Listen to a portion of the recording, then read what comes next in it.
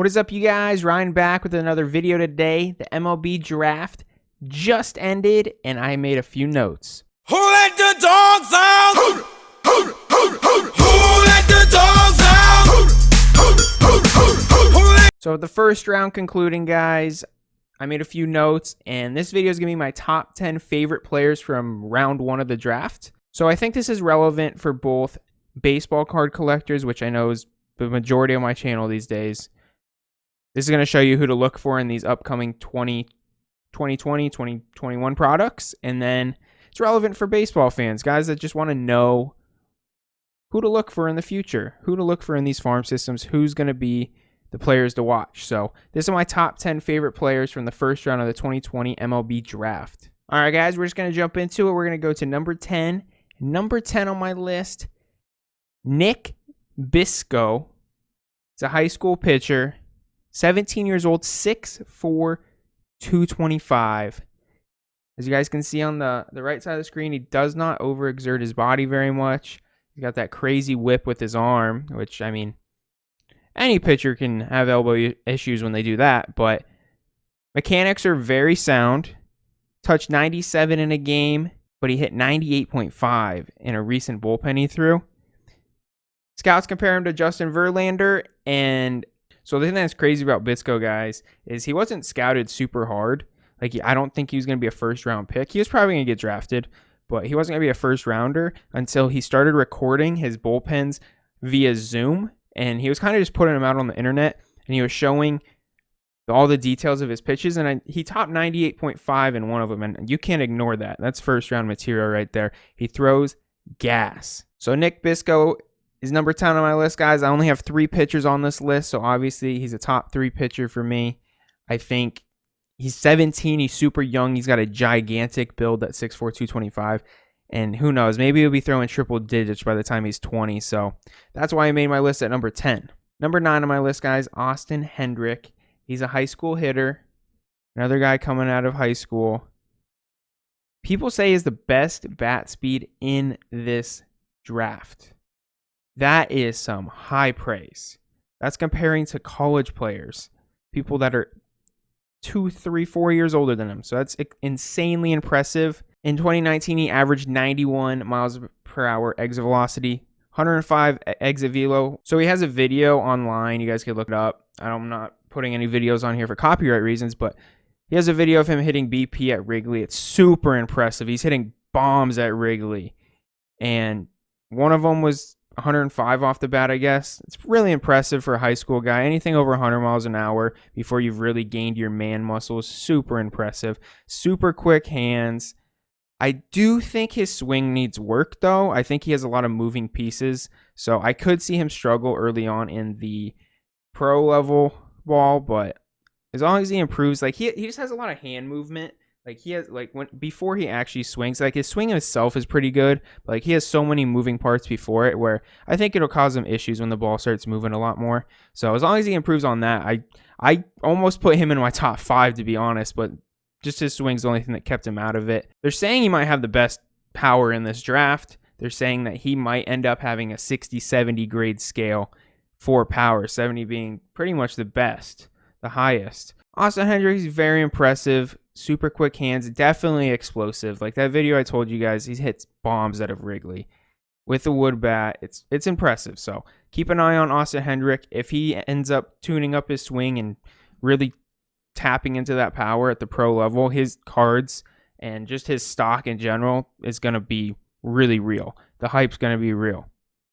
So that's why he's number 9. Number 8 on my list, guys, Mick Abel, starting pitcher, another high school player. We got a few high school players on here. He is extremely impressive. 6'5", 185. What else could you ask for in a build for a pitcher?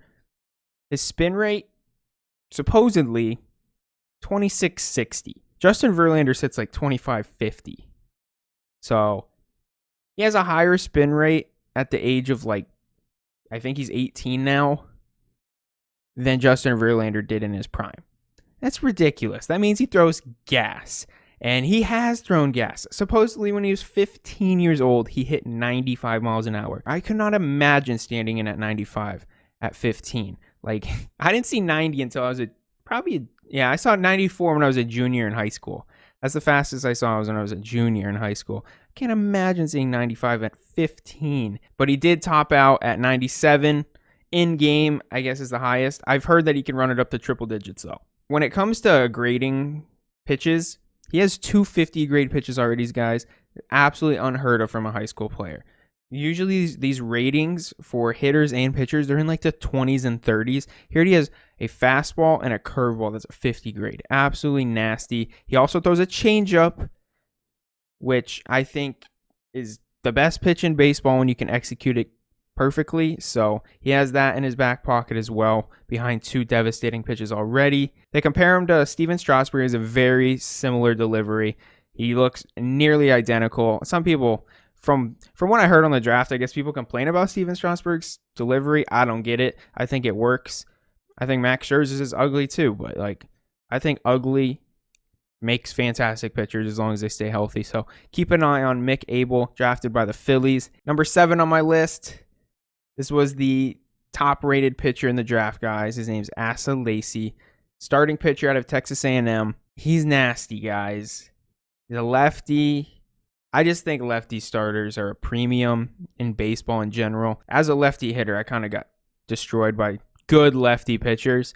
So I put them at a premium because they can just do stuff that righties can't, as far as like arm angle and making pitches move weird. It's weird. Like, righties for some reason don't three-quarter arm it like lefties. I don't know. But this guy actually comes kind of over the top. He stands tall when he throws, but he throws gas. 93.7 average in 2019 is really impressive. Obviously can run it up higher than that. But fastball, slider, changeup, and he added a curveball this past season. Unfortunately, the season got canceled, so he didn't get to use it very much. But he said today during the draft that a changeup's his favorite pitch, and I love that from a pitcher because obviously he has a good fastball. He has a devastating slider. He just added a curveball. And if your changeup's your favorite pitch, he says that's his favorite pitch to strike people out on, is his changeup. When you're striking people out with a fastball or a changeup, you're a strikeout pitcher. And that's exactly what he showed at A&M. He absolutely makes people swing and miss. 2.07 ERA to A&M. And listen to this, guys. 224 strikeouts in 152 innings. That is absolutely unheard of. So keep an eye on this guy. Keep watching that strikeout rate at the pro level. If he can end up making people miss like he did in college, he's going to be in the pros very quickly. So keep an eye on Asa. Number 7 on my list is my last pitcher. The rest of these guys are going to be hitters. All right. Some people might hate me for this, but number 6 on my list is Austin Martin. He's considered an infielder, but he played 7 different positions at Vanderbilt. Drafted by the Toronto Blue Jays, he fell to them at number 5. He's going to be joining an elite young team at some point. He's a plus hitter. He's got plus power. Hit 368 at Vanderbilt. Over 1,000 OPS. He was really tapping into his power last season with Vanderbilt. And then this season, before it got canceled, he was also hitting a few home runs. So his power has definitely been improving as far as home run ability. So I gave him plus power. I think most people do. But I was shocked to hear that he's super good on the bases. They say his baseball IQ is very high, and he might be the best base runner in the class. And I think that's one of the best compliments I think you can get as a baseball player. And I know people could say base running is easy and whatnot, but I sucked at base running. I was fast, and I sucked at base running. So his baseball IQ is obviously insane. He played 7 different positions at Vanderbilt. The only ones he didn't play was he didn't pitch and he didn't play right field. I'm guessing Vanderbilt always had a good right fielder. I think J.J. Bleday was there for a while. I could be wrong. People thought he was the best player in the draft. I'm not convinced. This is my hot take for this video, guys. Let me know in the comments if you agree or disagree. I think Vanderbilt makes players for college. There's not a lot of hitters that have succeeded in the MLB out of Vanderbilt. There's a few. But the last one out of Vanderbilt was Dansby Swanson. People thought Austin Martin could have gone 1-1. Dansby Swanson's good. He's a solid player, but he's not near what people were expecting, and I think people were expecting a lot out of Austin Martin, so we'll see what he does, but I'll believe it when I see it.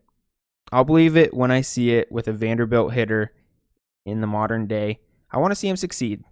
I'm not rooting against the dude. I just want to see him succeed before I give him more credit, and that's why I have him at 6. That's the only reason. I just want to see a Vanderbilt hitter, especially an infielder, succeed at an elite level in the MLB.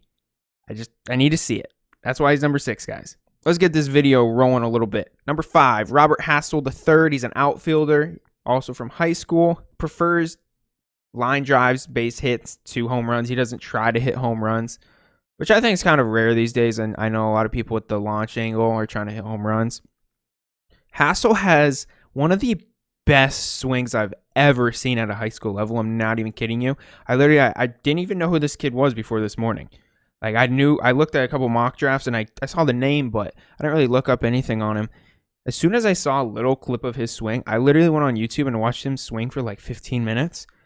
He has such a short swing with so much pop. He hits line drives, but he hits them hard, and I really think he could potentially have plus power. He has a couple of videos of him hitting no doubt home runs in high school, so he can definitely run into the ball. But best swing in this draft, I will say that now. As far as pretty swings go, he has the prettiest as far as no holes that I can see. It's very short and smooth. So I really love his swing. I think it's going to work well. Again, though, he might not get the home runs. He's a good hitter. He is. He hit 472 with 2 home runs in 9 games on the 18U USA team. So the dude can hit. The dude can hit. Drafted by the Padres. He's going to be playing center field for him. He's super athletic.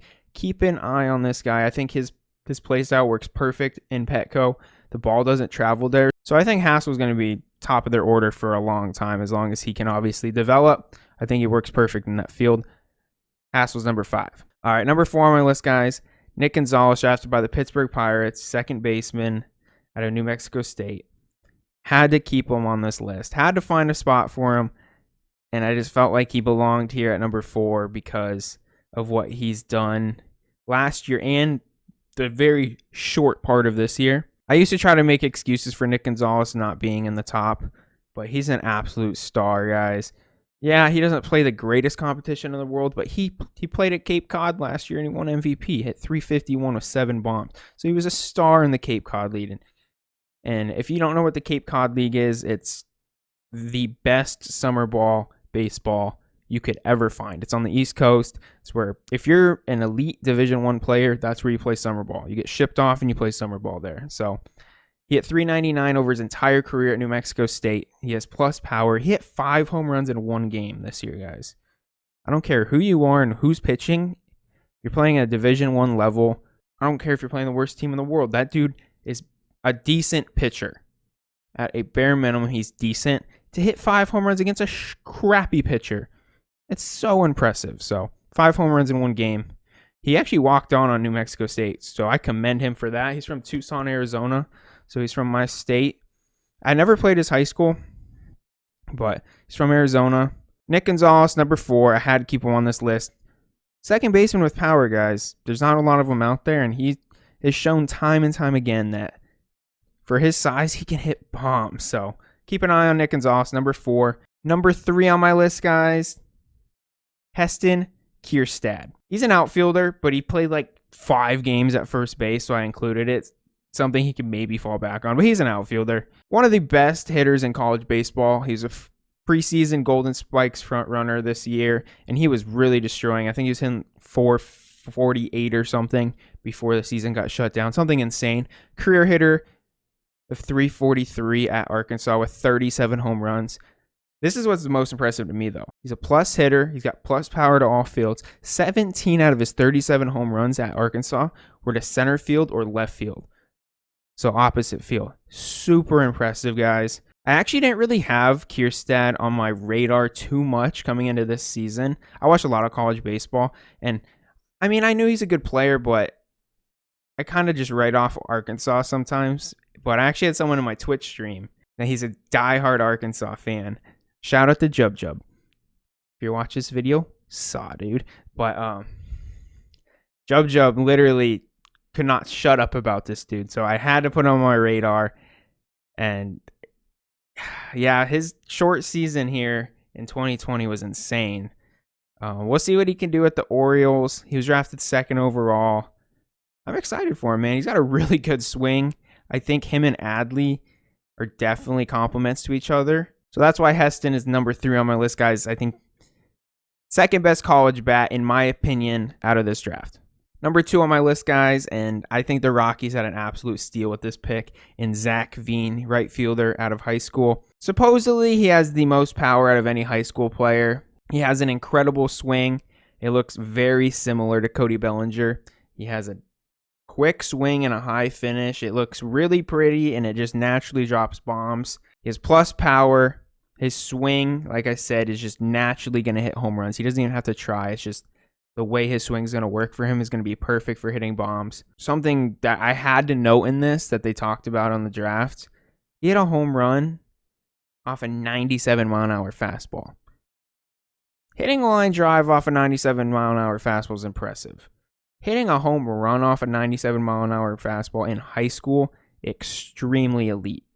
That is so hard to do, so I had to mention it. He's a humongous kid, 6'4", 195. He's a gym rat. He doesn't play video games. I thought that was another cool note. He's kind of an interesting dude. Some interesting notes, but doesn't play video games, so he's 100% committed to baseball. I think the Rockies got a steal here, guys. He's in the Rockies organization. My note at the bottom, home runs, please. I think he just fits perfect. If he ends up making it to Coors Field with his swing, like, he could do special things with that elevation. So keep an eye on Zac Veen, especially if you're a baseball card collector. I think he's going to be one of the, since he's a high school player, I think he's probably going to be the most expensive card other than maybe the next guy on the list. But as a high school guy, he's definitely going to be the most expensive, I think. So he's going to be one to invest in and keep his cards for sure if you run across them. If you're a Rockies fan, you got a lot to root for. Zac Veen, and number 2. And number 1, out of Arizona State University, my college, Spencer Torkelson. Spencer Torkelson, guys, I put some notes on here, but I'm going to just ramble on and on. Spencer Torkelson is the best hitter I've ever seen at the college level. Something that was interesting, the Tigers actually drafted him as a third baseman, and I don't think anyone expected that. I don't even think he expected that, but they interviewed him. He said that he doesn't care. He'll try his best to be a third baseman, but the Tigers want him to be a third baseman. He is very athletic. I've seen him play. He mostly plays first base. He's an elite first base defender, but I've seen him play in the outfield just fine too. So he moves well there. I'm sure if he commits to third base, he can become a third baseman. It's not that much different than first as far as a hot corner. You just got to make that throw. But I think that kind of threw everyone for a loop because everyone was expecting first base Spencer Torkelson. It was third base Spencer Torkelson. So that was kind of wild. All right, well, now let's just get into the crazy stuff, guys. Average exit velocity in 2019. So his sophomore year in college. The dude's 20 years old. 96 miles an hour. They compared him to Aaron Judge. Aaron Judge was 95. This dude hits the ball harder than Aaron Judge on average, which is insane. Yes, he's using a metal bat, but that's still nuts. It's absolutely insane. So he's athletic. I already mentioned that. He has strong defense. I think he can succeed wherever he wants to go because he is athletic. So he prides himself as a baseball player and wants to be able to play any position a team wants him, which I think is amazing. That's a great attitude to have. But the most impressive thing, guys, this dude, his approach and his swing is so far beyond the college level, it's not even funny. He broke Barry Bonds' freshman home run record. He hit 25 home runs at ASU as a freshman. He hit 24 as a sophomore. As a junior, he ended up being 2 home runs off the Arizona State University home run leader of all time. And if you don't know anything about Arizona State, Reggie Jackson, Barry Bonds, Dustin Pedroia, Ike Davis, Brett Wallace, there's so many, Paul LaDuca, so many baseball players come out of ASU. For him to have broken that as a junior is just nuts. So I am not kidding you when I say this, guys. If you ever come across a Spencer Torkelson card, you have to keep it. I don't care if it's worth $10,000. Okay, you can sell it if it's worth $10,000. This dude is special. I've seen him play live many, many times. He has the best approach I've ever seen at a college level. He doesn't chase bad pitches. I've seen him chase one bad pitch in probably 30 at-bats. He's insane. He gets pitched around and still hits. That is unheard of at the college level. Literally, if you think of Barry Bonds in his prime, that's what people were doing to him this year before the season got canceled. He had 31 walks in 17 games. I think his on-base percentage was like 630 because no one wanted to lose to him. He's that good, guys. Like, he's that good, and his swing is so perfect. It's literally a recipe for home runs. It's so short, but he has such a good launch angle to where, like, anytime he scores it up, it's absolutely, like, it's literally in the gap or it's over the wall. It doesn't make any sense. He's so strong and so powerful. Sorry, I'm just going to keep rambling. He has the best opposite field power I've ever seen at the college level also. Like, it's that good. I've seen him hit home runs to all three parts of the field. I've seen him hit a no-doubt home run to left. I've seen him hit a no-doubt home run to center. Seen him hit a no-doubt home run to right center, about 300. I think it ended up being 365 feet to right center. And then I saw him hit a home run right down the line. It's insane. He's so good, guys. Spencer Torkelson, you could put him on an MLB team. The Tigers could bring him up this year. And I'm not saying he'd succeed, but I'm saying he wouldn't look stupid. You get some people that hit 220 and just don't belong there. I truly believe if you put a bat in Spencer Torkelson's hand at an MLB level right now, he does not look bad. I just think his approach and swing is that good to where you probably have to adjust a little bit to the harder throwing consistently, but I really don't think he'd look bad. I think he could do it. He should be very fast-tracked MLB as long as he can succeed in the minors. Keep an eye on Spencer Torkelson, guys. Best hitter I've ever seen in college, dudes. It's insane. He's so good. Keep his cards, card collectors, and I'm going to go broke collecting his baseball cards, guys. That's just it. I'm obsessed with the dude. He's that good. He really is. I'll be shocked if he doesn't succeed. I mean, there's always a chance he doesn't. There's a chance he can't do it at the pro level, but I'll be very surprised if he can't. Well, that's about it, guys. I've never done something like this before. I've never really made a list of players from a draft. And honestly, I'm not super familiar with all these guys. So I did my best to research. I got a bunch of information from MLB. If you guys like these videos, please let me know in the comments. I'd love the feedback. If you think they're just the worst things in the world, let me know too, and I'll never do it again. So if you guys like this video, please give me a thumbs up. If you found it helpful, subscribe to my channel. Let me know just what you guys thought. For real. Collect your cards. Get excited for your teams. I'm just so excited baseball is back. It got guaranteed for 2020, guys. It feels so good. You guys have a great rest of your day. See ya.